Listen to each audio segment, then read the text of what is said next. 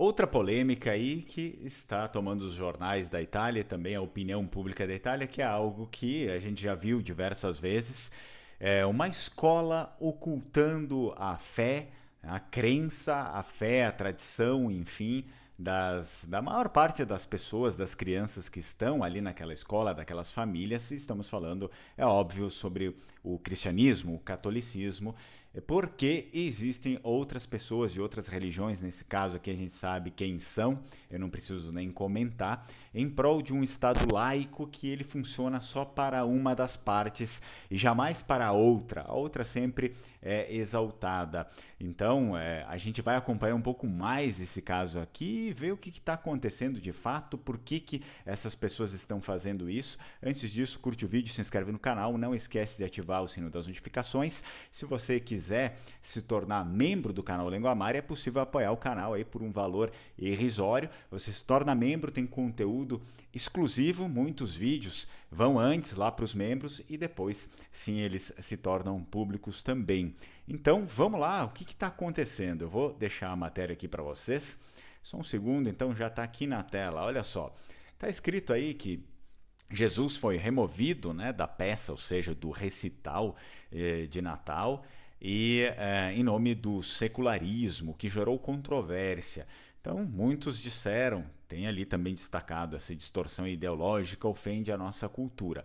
Bom, não deixa de estar errado, né? O que acontece sempre é aquela velha coisa que a gente já está acostumado a ver, em nome de um laicismo, de fato eles renegam as tradições, a religião das pessoas que estão no Ocidente, nesse caso as pessoas que estão ali na Itália, enfim, que nós sabemos que é o catolicismo, o cristianismo, o catolicismo, para que outros sejam beneficiados, para que não se ofenda os demais, mas esses demais, que a sua grande maioria geralmente são os islâmicos, eles não fazem questão de esconder a sua fé, de esconder a sua tradição para não nos ofender. Eles fazem isso de propósito, eles querem realmente mostrar isso e eles estão certos, os errados somos nós, né? Nós é que somos uns otários, uns trouxas.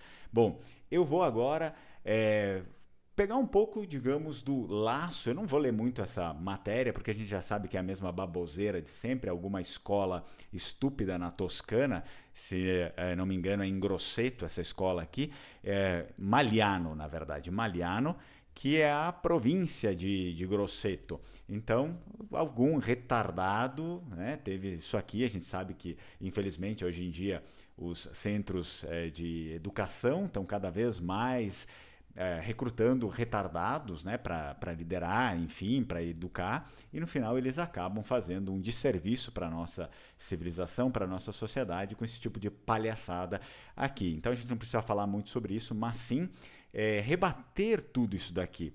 Então, olha só, eu vou começar só pelo histórico, porque a Itália tem um histórico de luta contra, ou enfim, de luta contra o islamismo, mas em defesa da fé cristã, um histórico de séculos.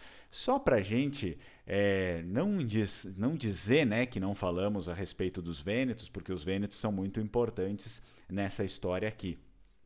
A tradição, na verdade, a tradição e a história da República de Veneza, que era, enfim, o centro político e cultural do Vêneto, que conhecemos hoje aí por mais de 1100 anos, são praticamente inseparáveis do cristianismo católico. Não tem como separar a história dos Vênetos, da República de Veneza, com o cristianismo católico. Então, a fé, a gente vê que não era apenas uma prática religiosa, mas sim o cimento da sociedade, né, influenciando leis, arte, arquitetura, calendário e moral pública, principalmente. Essa base católica foi o que os imigrantes trouxeram aqui para o Brasil e que se preservou, inclusive, nos nossos hábitos, na nossa cultura, na nossa língua, né? O Vêneto brasileiro, que muitos acabam chamando de italiano, mas é preferível chamar de Vêneto brasileiro, e nos costumes como uma base principal. Bom, olha só, a bandeira da República de Veneza, que está aqui na minha camiseta, conhecida como a bandeira de São Marcos, né,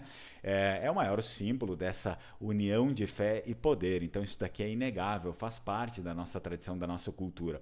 O símbolo central, como vocês veem, é o leão alado de São Marcos. o santo padroeiro da cidade e da República de Veneza. O leão ali, ele segura um livro aberto ou fechado em tempos de guerra. Quando é tempo de guerra, ele tem uma espada na mão e o livro fechado com a outra pata, onde a gente consegue ler uma frase em latim, que é a Pax Tibi Marte Evangelista Meus, se for em latim eclesiástico, né? Ou, se for o latim, então, mais antigo do Império, Pax Tibi Marte Evangelista Meus, que significa a paz, paz a ti, Marcos, meu evangelista, numa tradução livre, né? Então, olha só, a soberania da República de Veneza, ela é representada pelo leão diretamente ligado à mensagem do Evangelho, que é a mensagem de paz, confirmando assim a fé como base da identidade da República de Veneza e dos próprios vênetos. E é incontestável isso. Então, a República de Veneza foi, durante séculos, a principal barreira marítima e militar da Europa contra a expansão do Império Otomano. E logo a gente vai falar sobre a Toscana também, porque esse episódio aconteceu na Toscana, mas às vezes querem fazer isso também lá no Vêneto, né? E a gente pode ver que a República de Veneza foi o principal obstáculo contra a expansão do Império Otomano pela Europa, né? Ou seja, a fé islâmica do Império Otomano, que avançava pelo Mediterrâneo e também pelos Balcãs.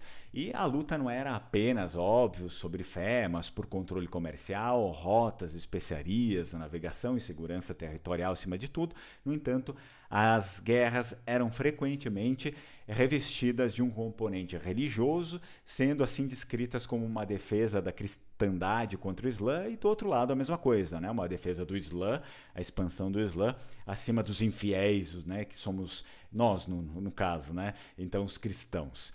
Olha só para a gente mencionar algumas batalhas importantes que tivemos nessa luta histórica contra as investidas dos islâmicos, que agora eles querem, enfim, né, entregar de bandeja para eles, não podemos ofender. A gente tem a principal delas, que é a Batalha de Lepanto de 1571. É a mais famosa, aliás, onde a República de Veneza foi a maior contribuinte naval da Liga Santa, uma coalizão aí de potências católicas, incluindo Espanha e os Estados Papais. Então, a frota cristã, sob a liderança de Dom João da Áustria, destruiu a frota otomana no Golfo de Patras, na Grécia. Olha, essa vitória foi crucial, importantíssima. Por quê? Porque ela quebrou o mito da invencibilidade otomana. Existia um mito que eles seriam invencíveis e tal no mar, e impediu assim um controle islâmico total sobre o Mediterrâneo Ocidental, protegendo certamente, né, diretamente a Península Italiana. Então essa também foi uma das grandes importâncias do nosso povo em relação a isso. A gente vai ter também os inúmeros séculos, os vários séculos de guerras otomano-vênetas que aconteceram. A República de Veneza travou múltiplas e dispendiosas guerras, muitas vezes perdendo territórios importantes como Chipre e Creta, mas sempre atuando com muito fervor e sendo, com certeza, um amortecedor vital para o restante da Europa. Então, a luta pelo controle do Peloponeso também a gente tem, e, enfim, vários outros exemplos. Bom, se a gente for descer um pouco e ir lá para a Toscana, eles também têm um histórico quanto a isso. A Toscana, particularmente a cidade de Pisa, uma das mais antigas repúblicas marítimas, assim como a República de Veneza, também desempenhou um papel nas lutas contra as forças islâmicas no Mediterrâneo, no ocidental, né, no Mediterrâneo Ocidental. Então a gente tem esse contraponto, essa força de Pisa contra os sarracenos, que a gente começa a ver, por exemplo, cidades marítimas como a Toscana, como Pisa, combatendo ativamente os sarracenos, que era o nome dado aos muçulmanos, para quem não sabe, os quais saqueavam constantemente o litoral da Itália e as ilhas. Depois a gente vai ter também um outro episódio, Conquista de Maiorca, que acontece de 1113 a 1115, onde Pisa faz uma aliança com os catalães, lidera uma grande expedição para tomar aí as ilhas Baleares, então Maiorca, né, dos taifas ou taifas, que eram os reinos islâmicos, garantindo a segurança de rotas marítimas para o oeste. Depois a gente vai ter também ali na Toscana a Ordem de Santo Estevão, fundada em 1561 pelo Grão-Duque Cosme I da Toscana. a Sacra Militar Ordem de Santo Estevão, Papa e Mártir. Era uma ordem militar cujo objetivo principal era combater os piratas e as frotas otomanas e berberes, né, no Mediterrâneo, defendendo assim as costas da Toscana. Bom, certamente, né, as conquistas e a identidade vêneta, ou enfim, a identidade dos toscanos lá, elas não podem ser separadas desse contexto religioso que acaba criando, né, todo esse escopo, todo esse fundo aqui. Então, a tentativa de remover a fé da sua história, de fato, é um revisionismo que desconsidera o motor cultural desses povos. Na verdade, é uma ofensa, né? O Estado laico, ele, na sua tese, na sua teoria, ele deveria garantir a liberdade religiosa e de expressão cultural e não exigir o argumento da fé ou a história de um grupo, né? Não apagar, na verdade, exigir o apagamento disso. Mas a gente sabe que o Estado laico é uma farsa, né? Ele não existe e ele não serve para isso, ele serve para outros motivos. Então, a história ali ela não vai ser feita de modo confortável nunca, né? Para ser compreendida nesse contexto. Sempre vai ter forças que se mascaram de alguma forma para tentar inibir alguma coisa. E é isso que tem acontecido nos dias de hoje. Para os descendentes de vênetos, a manutenção da tradição e da fé honra certamente os sacrifícios dos seus ancestrais, dos seus antepassados, que através da fé defenderam não apenas a Itália ou a República de Veneza, mas querendo ou não defenderam a Itália em si, em muitas partes da Europa, principalmente o sul da Europa, mas também acabaram defendendo valores culturais que eles trouxeram depois para o Brasil e que está conosco até os dias de hoje. Então, não se deve cancelar a própria história, não se deve cancelar a própria fé, né, para acomodar a sensibilidade de inimigos históricos, né, se preocuparem, vou ofender alguém que está pouco se lixando para você, né, nesse sentido aqui. Então, como eu bem mencionei,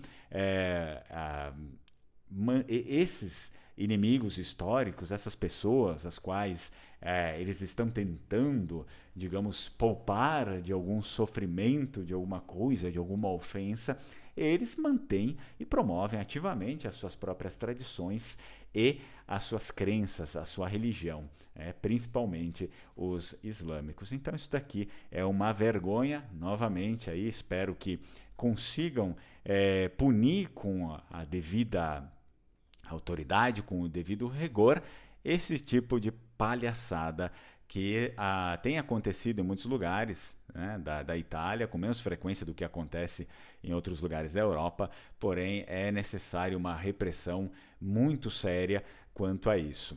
Me deixa aqui nos comentários o que você acha disso, se você concorda, se você discorda, coloca também os motivos, porque principalmente se você vive na Europa, se você vive na Itália e tem algo a falar sobre toda essa situação não apenas de, enfim, imigração ilegal, né, porque isso não é nem algo que estamos falando a respeito disso, mas sim de pessoas que não respeitam a própria tradição, a tradição do local, e pessoas que estão naquele local e trabalham contra ele, né, parece. Trabalham cada vez mais para, enfim, destruir toda a cultura do próprio local em que essas pessoas mesmas nasceram. Me deixa aqui nos comentários, caso você tenha interesse em reconhecer a sua cidadania europeia, pode ser a cidadania italiana ou também espanhola, portuguesa, qualquer cidadania europeia, entre em contato com a Alma Cidadania, fala que chegou até eles através do meu canal e você vai ter um bom desconto aí no seu processo. Se você tem interesse em aprender língua vêneta e junto com a língua vêneta italiano, vai ter um curso aí que vai começar em fevereiro, o primeiro curso de línguas comparadas, um curso mais intensivo, e você precisa, eu ainda não deixei, eu vou deixar os links aqui embaixo para você entrar no grupo e depois eu faço contato e explico direitinho como é que vai funcionar isso. Se você quiser, fica no grupo, se não quiser, pode sair, quando eu disser que não, né? Pode sair, não tem nenhum problema. E, bem, acredito que seria isso. Nos vemos na próxima. Tchau, tchau, Strucon.